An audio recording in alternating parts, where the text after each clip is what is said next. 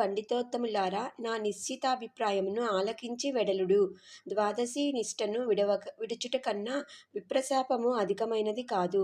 జలపానము చేయుట వలన బ్రాహ్మణుని అవమానపరచుట కాదు, ద్వాదశిని విడుచుట కాదు. అప్పుడు దూర్వాసుడు నన్నేల నిందింపడు. నా తొలి పుణ్యఫలము నశింపదు.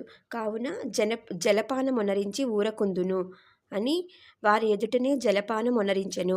అంబరీషుడు జలపానమొనరించిన మరుక్షణమే దూర్వాసుడు స్నానజపాదులు పూర్తి చేసుకుని అక్కడకు వచ్చెను. వచ్చిన వెంటనే ఆ ముని మహారౌద్రోకారుడై కండ్ల వెంట నిప్పులు కక్కుచు, ఓరి మదాంధ, నన్ను భోజనానికి రమ్మని నేను రాకుండానే నీవేళ భుజించితివి? ఎంత దుర్మార్గము, ఎంత నిర్లక్ష్యము, ఎంతటి ధర్మ పరిత్యాగివి!